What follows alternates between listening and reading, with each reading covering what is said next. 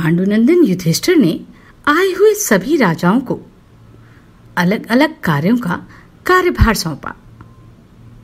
प्रथम पूजा के अधिकारी श्रीहरि को अर्घ्य और पूजा प्रदान करने पर शिशुपाल क्रोधित हो उठे। क्रोध में किए हुए इस विवाद का क्या अंत हुआ, जानते हैं इस अध्याय में। नमस्कार, मैं आभा शर्मा जावास। यदि आपको मेरा ये प्रयत्न सराहनीय लगा हो तो मुझे सब्सक्राइब करके प्रोत्साहित करें। शिशुपाल बोला, कौरव्य, यहाँ इन महात्मा भूमिपतियों के रहते हुए यह वृष्णिवंशी कृष्ण राजाओं की भांति राजोचित पूजा का अधिकारी कदापि नहीं हो सकता। महात्मा पांडवों के लिए यह विपरीत आचार कभी उचित नहीं है। पांडु कुमार, तुमने स्वार्थवश कमल नयन कृष्ण का पूजन किया है। पांडवों, अभी तुम लोग बालक हो, तुम्हें धर्म का ज्ञान नहीं है, क्योंकि धर्म का स्वरूप अत्यंत सूक्ष्म है। यह गंगानंदन भीष्म अब वृद्ध हो चुके हैं। अब इनकी स्मरण शक्ति जवाब दे चुकी है। इनकी सूझ और समझ भी कदापि सही नहीं है। तभी इन्होंने श्री कृष्ण पूजा की सम्मति दी है। भीष्म, तुम्हारे जैसा धर्मात्मा पुरुष भी जब मनमाना अथवा किसी का प्रिय करने के लिए मुंह देखी करने लगता है, तब यह साधु पुरुषों के समाज में अधिक अपमान का पात्र बन जाता है। यह सभी जानते हैं कि यदुवंशी कृष्ण राजा नहीं है। फिर संपूर्ण भूपालों के बीच तुम लोगों ने जिस प्रकार इसकी पूजा की है, वैसी पूजा का अधिकारी यह कैसे हो सकता है? कुरुपुंडव, अथवा यदि तुम श्री कृष्ण को बड़ा बूढ़ा समझते हो तो इसके पिता वृद्ध वसुदेव जी के रहते हुए इनका ये पुत्र कैसे पूजा का पात्र हो सकता है? अथवा ये मान लिया जाए कि वासुदेव कृष्ण तुम लोगों का प्रिय चाहने वाला और तुम्हारा अनुसरण करने वाला सुहृद है, इसलिए तुमने इसकी पूजा की है, तो यह भी ठीक नहीं है, क्योंकि तुम्हारे सबसे बड़े सुहृद तो राजा द्रुपद हैं। उनके रहते हुए यह माधव पूजा पाने का अधिकारी कैसे हो सकता है? कुरुनंदन, अथवा यह समझ लें कि तुम कृष्ण को आचार्य मानते हो, फिर भी आचार्यों में भी बड़े बूढ़े द्रोणाचार्य के रहते हुए इस यदुवंशी की पूजा तुमने क्यों की? कुरुकुल को आनंदित करने वाले युधिष्ठिर, अथवा यदि यह कहा जाए कि तुम कृष्ण को अपना ऋत्विज समझते हो, तो ऋत्विजों में भी सबसे वृद्ध द्वैपायन वेदव्यास के रहते हुए तुमने कृष्ण की अग्रपूजा कैसे की? राजन, शांतनु नंदन भीष्म पुरुष शिरोमणि तथा स्वच्छंद मृत्यु हैं। इनके रहते हुए तुमने कृष्ण की अर्चना कैसे की? कुरुनंदन युधिष्ठिर, संपूर्ण शास्त्रों के निपुण विद्वान वीर अश्वत्थामा के रहते हुए तुमने कृष्ण की पूजा कैसे कर डाली? पुरुष प्रवर राजाधिराज दुर्योधन और भरतवंश के आचार्य महात्मा कृप के रहते हुए तुमने कृष्ण की पूजा का औचित्य कैसे स्वीकार किया? तुमने किम पुरुषों के आचार्य द्रुम का उल्लंघन करके कृष्ण की अग्रपूजा क्यों की? पांडु के समान दुर्धर्ष वीर तथा राजोचित शुभ लक्षणों से संपन्न भीष्मक राजा रुक्मी और उसी प्रकार श्रेष्ठ धनुर्धर एकलव्य तथा मद्रराज शल्य के रहते हुए तुम्हारे द्वारा कृष्ण की पूजा किस दृष्टि से की गई? भारत, ये जो अपने बल के द्वारा सब राजाओं से होड़ लेते हैं, वे प्रवर परशुराम जी के प्रिय शिष्य हैं तथा जिन्होंने अपने बल का भरोसा करके युद्ध में अनेक राजाओं को परास्त किया है। उन महाबली कर्ण को छोड़कर तुमने कृष्ण की आराधना कैसे की? कुरुश्रेष्ठ, मधुसूदन कृष्ण ना ऋत्विज हैं, ना आचार्य और ना राजा ही हैं। फिर तुमने किस प्रिय कामना से इनकी पूजा की? भारत, अथवा यदि यह मधुसूदन ही तुम लोगों का पूजनीय देवता है, इसलिए इसकी ही पूजा तुम्हें करनी थी तो इन राजाओं को केवल अपमानित करने के लिए बुलाने की क्या आवश्यकता थी? राजाओं, हम सब लोग इन महात्मा कुंती नंदन युधिष्ठिर को जो कर दे रहे हैं वह भय, लोभ अथवा कोई विशेष आश्वासन मिलने के कारण नहीं। हमने तो यही समझा था कि यह धर्माचरण में संलग्न रहने वाले क्षत्रिय सम्राट का पद पाना चाहते हैं और अच्छा ही है, यही सोचकर हम उसे कर देते हैं। परंतु यह राजा युधिष्ठिर हम लोगों को नहीं मानता है। युधिष्ठिर, इससे बढ़कर दूसरा अपमान और क्या हो सकता है कि तुमने राजाओं की सभा में जिसे राजोचित चिन्ह, छत्र, चंवर आदि प्राप्त नहीं हुए उस कृष्ण की अर्घ्य के द्वारा पूजा की है। धर्मपुत्र युधिष्ठिर को अकस्मात ही धर्मात्मा होने का यश प्राप्त हो गया है, अन्यथा कौन ऐसे धर्मनिष्ठ पुरुष होगा जो किसी धर्मच्युत की इस प्रकार पूजा करेगा? वृष्णिकुल में पैदा हुए इस दुरात्मा ने तो कुछ ही दिन पहले महात्मा राजा जरासंध का अन्यायपूर्वक वध किया है। राजा युधिष्ठिर का धर्मात्मापन दूर निकल गया क्योंकि इन्होंने कृष्ण को अर्घ्य निवेदन करके अपनी कायरता ही दिखाई। अब शिशुपाल ने भगवान श्री कृष्ण को देखकर कहा, माधव, कुंती के पुत्र डरपोक, कायर और तपस्वी हैं। इन्होंने तुम्हें ठीक ठीक न जानकर यदि तुम्हारी पूजा कर दी तो तुम्हें तो समझना चाहिए था कि तुम किस पूजा के अधिकारी हो। अथवा जनार्दन, इन कायरों द्वारा उपस्थित की गई इस अग्र पूजा को उसके योग्य न होते हुए भी तुमने क्यों स्वीकार कर लिया? जैसे कुत्ता एकांत में चूकर गिरे हुए थोड़े से हविष्य अर्थात घृत को चाट ले और अपने को धन्य धन्य मानने लगे, उसी प्रकार तुम अपने लिए अयोग्य पूजा स्वीकार करके अपने आप को बहुत बड़ा मान रहे हो। कृष्ण, तुम्हारी इस अग्र पूजा से हम राजाधिराजों का कोई अपमान नहीं होता, परंतु ये कुरुवंशी पांडव तुम्हें अर्घ्य देकर वास्तव में तुम्ही को ठग रहे हैं। मधुसूदन, जैसे नपुंसक का ब्याह रचाना और अंधे को रूप दिखाना उनका उपहास ही करना है, उसी प्रकार तुम जैसे राज्यहीन की यह राजाओं के समान पूजा भी विडंबना मात्र ही है। आज मैंने राजा युधिष्ठिर को देख लिया, भीष्म भी जैसे हैं उनको भी देख लिया, इस वासुदेव कृष्ण का भी वास्तविक रूप क्या है यह भी देख लिया। वास्तव में यह सब ऐसे ही हैं। उनसे ऐसा कहकर शिशुपाल अपने उत्तम आसन से उठकर कुछ राजाओं के साथ उस सभा भवन से जाने को उद्यत हो गए। वैशंपायन जी कहते हैं, जन्मेजय, तब राजा युधिष्ठिर शिशुपाल के समीप दौड़े गए और उसे शांतिपूर्वक समझाते हुए मधुर वाणी में बोले, राजन, तुमने जैसी बात कह डाली है वह कदापि उचित नहीं है। किसी के प्रति इस प्रकार व्यर्थ कठोर बातें करना महान अधर्म है। शांतनु नंदन भीष्म जी के धर्म के तत्व को ना जानते हो, ऐसी बात नहीं है, अतः तुम इनका अनादर न करो। देखो, ये सभी नरेश, जिनमें से कई तो तुम्हारी अपेक्षा बहुत बड़ी अवस्था के हैं, श्री कृष्ण की अग्र पूजा को चुपचाप सहन कर रहे हैं। इसी प्रकार तुम्हें भी इस विषय में कुछ नहीं बोलना चाहिए। चेदिराज, भगवान श्री कृष्ण को यथार्थ रूप से हमारे पितामह भीष्म जी ही जानते हैं। कुरुनंदन, भीष्म जी को उनके तत्व का जैसा ज्ञान है वैसा तुम्हें नहीं है। भीष्म जी ने कहा, धर्मराज, भगवान श्री कृष्ण ही संपूर्ण जगत में सबसे बढ़कर हैं, वे ही परम पूजनीय हैं। जो उनकी अग्र पूजा स्वीकार नहीं करता उसकी अनुनय विनय नहीं करनी चाहिए। यह सांत्वना देने या समझाने बुझाने योग्य भी नहीं है। जो योद्धाओं में श्रेष्ठ क्षत्रिय जिस युद्ध में जीतकर अपने वश में करके छोड़ देता है, वह उस पराजित क्षत्रिय के लिए गुरुतुल्य पूज्य हो जाता है।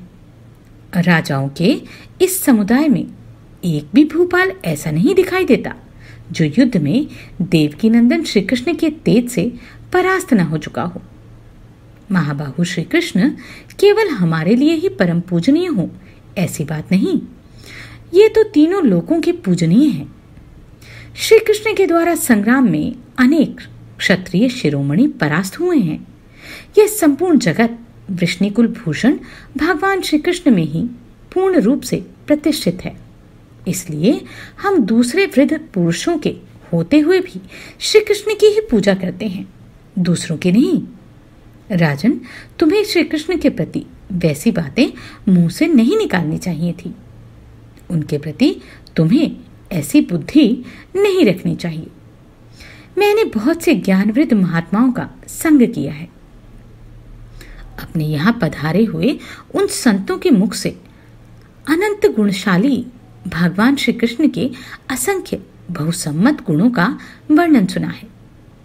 जन्म काल से लेकर अब तक इन बुद्धिमान श्री कृष्ण के जो चरित्र बहुधा बहुतेरे मनुष्यों द्वारा कहे गए हैं, उन सबको मैंने बारंबार सुना है। चेदिराज, हम लोग ऐसी कामना से अपना संबंधी मानकर अथवा इन्होंने हमारा किसी प्रकार का उपकार किया है, इस दृष्टि से श्री कृष्ण की पूजा नहीं कर रहे हैं। हमारी दृष्टि तो यह है कि ये इस भूमंडल में सभी प्राणियों को सुख पहुंचाने वाले हैं और बड़े बड़े संत महात्माओं ने इनकी पूजा की है।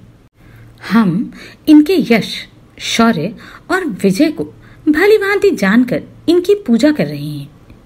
यहाँ बैठे हुए लोगों में से कोई छोटा सा बालक भी ऐसा नहीं है जिसके गुणों की हम लोगों ने पूर्णतः परीक्षा ना की हो। श्री कृष्ण के गुणों को भी दृष्टि में रखते हुए हमने वयोवृद्ध पुरुषों का उल्लंघन करके इनको ही परम पूजनीय माना है। ब्राह्मणों में वही पूजनीय समझा जाता है जो ज्ञान में बड़ा हो, तथा क्षत्रियों में वही पूजा के योग्य है जो बल में सबसे अधिक हो। वैश्यों में वही सर्वमान्य है जो धन धान्य में बढ़कर हो। केवल शूद्रों में ही जन्म काल को ध्यान में रखकर जो अवस्था में बड़ा हो उसकी पूजनीय माना जाता है। श्री कृष्ण के परम पूजनीय होने में दोनों ही कारण विद्यमान हैं। इनमें वेद वेदांगों का ज्ञान तो है ही, बल भी सबसे अधिक है। श्री कृष्ण के सिवा संसार के मनुष्यों में दूसरा कौन सबसे बढ़कर है? दान, दक्षता, शास्त्र ज्ञान, शौर्य, लज्जा, कीर्ति, उत्तम बुद्धि, विनय, श्री, घृति, दृष्टि और पुष्टि, ये सभी सद्गुण भगवान श्री कृष्ण में नित्य विद्यमान हैं, जो अर्घ्य पाने के सर्वथा योग्य और पूजनीय है। उन सकल गुण संपन्न श्रेष्ठ पिता और गुरु भगवान श्री कृष्ण की हम लोगों ने पूजा की है। अतः सब राजा लोग इसके लिए हमें क्षमा करें। श्री कृष्ण हमारे ऋत्विक, गुरु, आचार्य, सनातक, राजा और प्रिय मित्र सब कुछ हैं, इसलिए हमने इनकी अग्र पूजा की है। भगवान श्री कृष्ण ही संपूर्ण जगत की उत्पत्ति और प्रलय के स्थान है। यह सारा चराचर विश्व इन्हीं के लिए प्रकट हुआ है। ये ही अव्यक्त प्रकृति, सनातन कर्ता तथा संपूर्ण भूतों से परे हैं। अतः भगवान अच्युत ही सबसे बढ़कर पूजनीय है। मैं तत्व, अहंकार, मन सहित 11 इंद्रियां, आकाश, वायु, तेज, जल, पृथ्वी तथा जरायुज, अंडज, स्वेदज और उद्भिज, ये 4 प्रकार के प्राणी सभी भगवान श्री कृष्ण में ही प्रतिष्ठित हैं। सूर्य, चंद्रमा, नक्षत्र, ग्रह, दिशा और विदिशा सब उन्हीं में स्थित है। जैसे वेदों में अग्निहोत्र कर्म, छंदों में गायत्री, मनुष्यों में राजा, नदियों जलाशयों में समुद्र, नक्षत्रों में चंद्रमा, तेजोमय पदार्थों में सूर्य, पर्वतों में मेरु, पक्षियों में गरुड़ श्रेष्ठ हैं, उसी प्रकार देवलोक सहित संपूर्ण लोकों में ऊपर नीचे दाएं बाएं जितने भी जगत के आश्रय हैं, उन सब में भगवान श्री कृष्ण ही श्रेष्ठ हैं। वैशंपायन जी कहते हैं, जन्मेजय तदनंतर भीष्म जी का यह समयोचित वचन सुनकर कौरवनंदन बुद्धिमान युधिष्ठिर ने उनसे इस प्रकार कहा। युधिष्ठिर बोले, पितामह, मैं इन भगवान श्री कृष्ण के संपूर्ण चरित्रों को विस्तार पूर्वक सुनना चाहता हूँ। आप उन्हें कृपा पूर्वक बताएं। पितामह, भगवान के अवतारों और चरित्रों का क्रमशः वर्णन कीजिए। साथ ही मुझे यह भी बताइए कि श्री कृष्ण का शील स्वभाव कैसा है।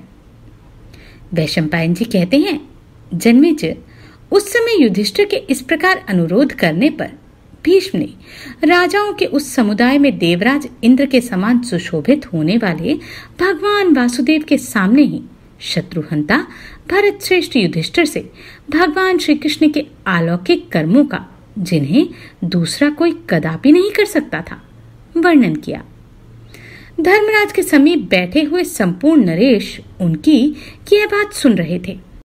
राजन, बुद्धिमानों में श्रेष्ठ भीमकर्मा भीष्म ने शत्रुदमन चेदिराज शिशुपाल को सांत्वनापूर्ण शब्दों में ही समझाकर गुरुराज युधिष्ठिर से पुनः इस प्रकार कहना आरंभ किया। राजा युधिष्ठिर, पुरुषोत्तम भगवान श्री कृष्ण के दिव्य कर्मों की गति बड़ी गहन है। इन्होंने पूर्व काल में और इस समय भी जो महान कर्म किए हैं, उन्हें बताता हूं, सुनो। ये सर्वशक्तिमान भगवान अव्यक्त होते हुए भी व्यक्त स्वरूप धारण करके स्थित हैं। पूर्व काल में ये भगवान श्री कृष्ण ही नारायण रूप में स्थित थे। ये ही स्वयंभू एवं संपूर्ण जगत के प्रपितामह हैं। इनके सहस्त्रों मस्तक हैं। ये ही पुरुष, ध्रुव, अव्यक्त एवं सनातन परमात्मा हैं। इनके सहस्त्रों नेत्र, सहस्त्रों मुख और सहस्त्रों चरण हैं। ये सर्वव्यापी परमेश्वर सहस्त्रों भुजाओं और सहस्त्रों रूपों और सहस्त्रों नामों से युक्त हैं। इनके मस्तक सहस्त्रों मुकुटों से मंडित हैं। ये महान तेजस्वी देवता हैं। संपूर्ण विश्व इन्हीं का स्वरूप है। इनके अनेक वर्ण हैं। ये देवताओं के भी आदि कारण हैं और अव्यक्त प्रकृति से परे अपने सच्चिदानंद स्वरूप में स्थित हैं। उन्हीं सामर्थ्यवान भगवान नारायण ने सबसे पहले जल की सृष्टि की। फिर उस जल में उन्होंने स्वयं ही ब्रह्मा जी को उत्पन्न किया। ब्रह्मा जी के 4 मुख हैं। उन्होंने स्वयं ही संपूर्ण लोकों की सृष्टि की है। इस प्रकार आदिकाल में समस्त जगत की उत्पत्ति हुई। फिर प्रलय काल आने पर जैसा कि पहले हुआ था, समस्त स्थावर जगम सृष्टि का नाश हो जाता है एवं चराचर जगत का नाश होने के पश्चात ब्रह्मा आदि देवता भी अपने कारण तत्व में लीन हो जाते हैं और समस्त भूतों का प्रवाह प्रकृति में विलीन हो जाता है। इस समय एकमात्र सर्वात्मा भगवान महानारायण शेष रह जाते हैं। भरतनंदन, भगवान नारायण के सब अंग सर्वदेवमय हैं। राजन, द्युलोक उनका मस्तक, आकाश, नाभि और पृथ्वी चरण हैं। दोनों अश्विनी कुमार उनकी नासिका के स्थान में हैं। चंद्रमा और सूर्य नेत्र हैं तथा इंद्र और अग्नि देवता उन परमात्मा के मुख हैं। इसी प्रकार अन्य सब देवता भी उन महात्मा के विभिन्न अव्यय हैं। जैसे गुंथी हुई माला की सभी मणियों में एक ही सूत्र व्याप्त रहता है, इसी प्रकार भगवान श्रीहरि संपूर्ण जगत को व्याप्त करके स्थित हैं। प्रलय काल के अंत में सबको अंधकार से व्याप्त देख सर्वज्ञ परमात्मा ब्रह्मभूत महायोगी नारायण ने स्वयं अपने आप को ही ब्रह्मा रूप में प्रकट किया। इस प्रकार अपनी महिमा से कभी च्युत न होने वाले सबकी उत्पत्ति के कारणभूत और संपूर्ण भूतों के अध्यक्ष श्री हरि ने ब्रह्म रूप से प्रकट हो सनत कुमार रुद्र, मनु तथा तपस्वी ऋषि मुनियों को उत्पन्न किया। सबकी सृष्टि उन्होंने ही की। उन्हीं से संपूर्ण लोकों और प्रजाओं की उत्पत्ति हुई। युधिष्ठिर, समय आने पर उन मनु आदि ने ही सृष्टि का विस्तार किया। उन सभी महात्माओं से नाना प्रकार की सृष्टि प्रकट हुई। इसी प्रकार एक ही सनातन ब्रह्म अनेक रूपों में अभिव्यक्त हो गया। भरत नंदन, अब तक कई करोड़ कल्प बीत चुके हैं और कितने ही करोड़ प्रलयकाल भी गत हो गए हैं। मनवंतर, युग, कल्प और प्रलय ये निरंतर चक्र की भांति घूमते रहते हैं। यह संपूर्ण जगत विष्णुमय है। देवादिदेव भगवान नारायण चतुर्मुख भगवान ब्रह्मा की सृष्टि करके संपूर्ण लोगों का हित करने के लिए क्षीर सागर में निवास करते हैं। ब्रह्मा जी संपूर्ण देवताओं तथा लोगों के पितामह हैं, इसलिए श्री नारायण देव सबके प्रपितामह हैं, जो अव्यक्त होते हुए व्यक्त शरीर में स्थित हैं। सृष्टि और प्रलय काल में भी जो नित्य विद्यमान रहते हैं, उन्हीं सर्वशक्तिमान भगवान नारायण ने इस जगत की रचना की है। युधिष्ठिर, इन भगवान श्री कृष्ण ने ही नारायण रूप में स्थित होकर स्वयं ब्रह्मा, सूर्य, चंद्रमा और धर्म की सृष्टि की है। ये समस्त प्राणियों के अंतरात्मा हैं और कार्यवश अनेक रूपों में अवतीर्ण होते रहते हैं। इनके सभी अवतार दिव्य हैं और देवगणों से संयुक्त भी हैं। मैं इन सब का वर्णन करता हूँ। देवादिदेव जगदेश्वर महायशस्वी भगवान श्रीहरि सहस्त्र युगों तक शयन करने के पश्चात कल्पांतर की सहस्त्र युगात्मक अवधि पूरी होने पर प्रकट होते और सृष्टि कार्य में संलग्न हो परिमेष्ठी ब्रह्मा, कपिल, देवगणों, सप्तऋषियों तथा शंकर की उत्पत्ति करते हैं। इसी प्रकार भगवान श्रीहरि सनत कुमार, मनु एवं प्रजापति को भी उत्पन्न करते हैं।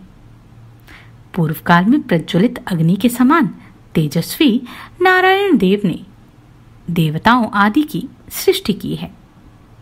पहले की बात है, प्रलय काल में समस्त चराचर प्राणी, देवता, असुर, मनुष्य, नाग तथा राक्षस सभी नष्ट हो चुके थे। उस समय एक आर्णव अर्थात महासागर की जलराशि में दो अत्यंत दुर्धर्ष दैत्य रहते थे, जिनका नाम था मधु और कैटभ। वे दोनों भाई युद्ध की इच्छा रखते थे। उन्हीं भगवान नारायण ने उन्हें मनोवांछित वर देकर उन दोनों दैत्यों का वध किया था। कहते हैं वे दोनों महान असुर भगवान विष्णु के कानों की मैल से उत्पन्न हुए थे। पहले भगवान ने इस पृथ्वी को आबद्ध करके मिट्टी से ही उनकी आकृति बनाई थी। वे पर्वतराज हिमालय के समान विशाल शरीर लिए महासागर के जल में सो रहे थे। उस समय ब्रह्मा जी की प्रेरणा से स्वयं वायुदेव ने उनके भीतर प्रवेश किया। फिर तो वे दोनों महान असुर संपूर्ण द्युलोक को आच्छादित करके बढ़ने लगे। वासुदेव ही जिनके प्राण थे, उन दोनों असुरों को देखकर ब्रह्मा जी ने धीरे धीरे उनके शरीर पर हाथ फेरा। एक का शरीर उन्हें अत्यंत कोमल प्रतीत हुआ और दूसरे का अत्यंत कठोर। तब जल से उत्पन्न होने वाले भगवान ब्रह्मा ने उन दोनों का नामकरण किया। यह जो मृदुल शरीर वाला असुर था, उसका नाम मधु होगा, और जिसका शरीर कठोर है वह कैटभ कहलाएगा। इस प्रकार नाम निश्चित हो जाने पर वे दोनों दैत्य बल से उन्मत्त होकर सब ओर विचरने लगे। राजन, सबसे पहले वे दोनों महादैत्य मधु और कैटभ द्युलोक में पहुंचे और उस सारे लोक को आच्छादित करके सब ओर विचरने लगे। उस समय सारा लोक जलमय हो गया था। उसमें युद्ध की कामना से अत्यंत निर्भय होकर आए हुए उन दोनों असुरों को देखकर लोक पितामह ब्रह्मा जी वहीं एकार्णव स्वरूप जलराशि में अंतर्धान हो गए। वे भगवान पद्मनाभ विष्णु की नाभि से प्रकट हुए कमल में जा बैठे। वह कमल वहां पहले ही स्वयं प्रकट हुआ था। कहने को तो यह पंकज था, परंतु पंख से उसकी उत्पत्ति नहीं हुई थी। लोक पितामह ब्रह्मा ने अपने निवास के लिए इस कमल को ही पसंद किया और इसकी भूरी भूरी सराहना की। भगवान नारायण और ब्रह्मा दोनों ही अनेक सहस्त्र वर्षों तक उस जल के भीतर सोते रहे, किंतु कभी तनिक भी कंपायमान नहीं हुए। तदनंतर दीर्घकाल के पश्चात वे दोनों असुर मधु और कैटभ उसी स्थान पर आ पहुंचे जहां ब्रह्मा जी स्थित थे। उन दोनों को आया देख महातेजस्वी लोकनाथ भगवान पद्मनाभ अपनी शैया से खड़े हो गए। क्रोध से उनकी आंखें लाल हो गई। फिर तो उन दोनों के साथ उनका बड़ा भयंकर युद्ध हुआ। उस भयानक एकार्णव में जहां त्रिलोकी की जलरूप हो गई थी, सहस्त्रों वर्षों तक उनका यह घमासान युद्ध चलता रहा। परंतु उस समय उस युद्ध में उन दोनों दैत्यों को तनिक भी थकावट नहीं होती थी। तत्पश्चात दीर्घकाल व्यतीत होने पर वे दोनों रणोन्मत्त दैत्य प्रसन्न होकर सर्वशक्तिमान भगवान नारायण से बोले, सुरश्रेष्ठ, हम दोनों तुम्हारे युद्ध कौशल से बहुत प्रसन्न हैं। तुम हमारे लिए स्मरणीय मृत्यु हो। हमें ऐसी जगह मारो जहां की भूमि पानी में डूबी ना हो, तथा मरने के पश्चात हम दोनों तुम्हारे पुत्र हों। जो हमें युद्ध में जीत ले, हम उसी के पुत्र हों। ऐसी हमारी इच्छा है। उनकी बात सुनकर भगवान नारायण ने उन दोनों दैत्यों को युद्ध में पकड़कर उन्हें दोनों हाथों से दबाया और मधु तथा कैटभ दोनों को अपनी जांघों पर रखकर मार डाला। मरने पर उन दोनों के शरीर जल में डूबकर एक हो गए। जल की लहरों से मथित होकर उन दोनों दैत्यों ने जो मेद छोड़ा, उससे आच्छादित होकर वहां का जल अदृश्य हो गया। इसी पर भगवान नारायण ने नाना प्रकार के जीवों की सृष्टि की। राजन कुंती कुमार, उन दोनों दैत्यों के मेद से सारी वसुधा आच्छादित हो गई। अतः तभी से यह महिमेदिनी के नाम से प्रसिद्ध हुई। भगवान पद्मनाभ के प्रभाव से यह मनुष्यों के लिए शाश्वत आधार बन गई।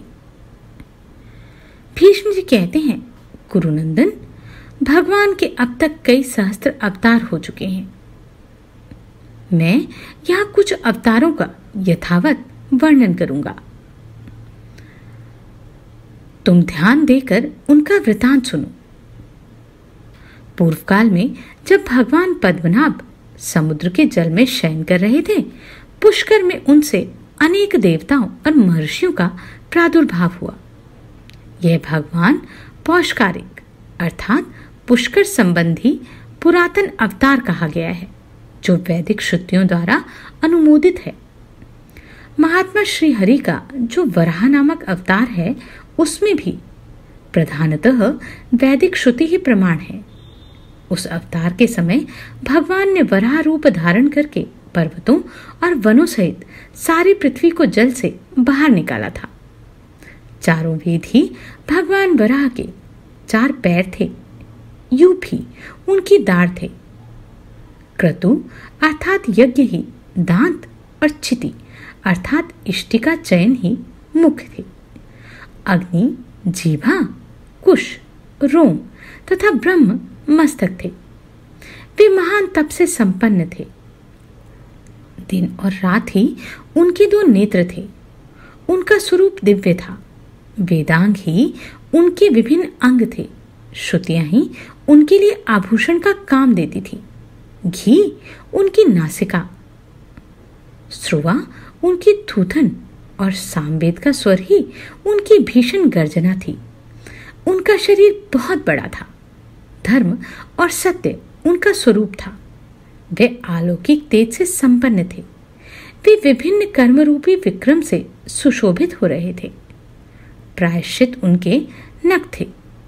वे धीर स्वभाव से युक्त थे।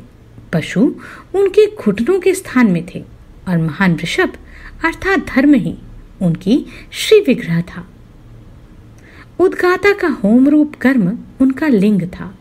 फल और बीज ही उनके लिए महान औषध थे। वे बाह्य और आभ्यंतर जगत के आत्मा थे।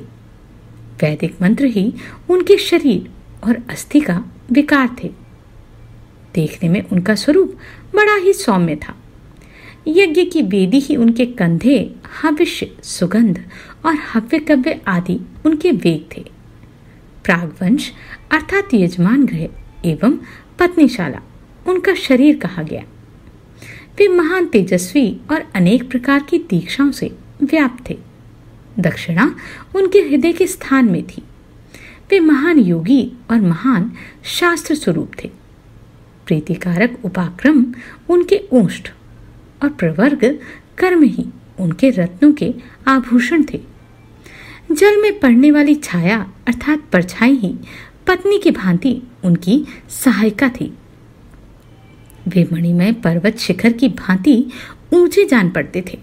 इस प्रकार यज्ञ में वराह रूप धारण करके एकार्णव के जल में प्रविष्ट हो सर्वशक्तिमान सनातन भगवान विष्णु ने इस जल में गिरकर डूबी हुई पर्वत, वन और समुद्रों सहित अपनी महारानी भूदेवी का दाढ़ या सींग की सहायता से मार्कंडे मुनि के देखते देखते उद्धार किया। सहस्त्रों मस्तकों से सुशोभित होने वाले उन भगवान ने दाढ़ के द्वारा संपूर्ण जगत के हित के लिए इस पृथ्वी का उद्धार करके उसे जगत का एक सुदृढ़ आश्रय बना दिया। इस प्रकार भूत, भविष्य और वर्तमान स्वरूप भगवान यज्ञ वराह ने समुद्र का जल हरण करने वाली भूदेवी का पूर्व काल में उद्धार किया था।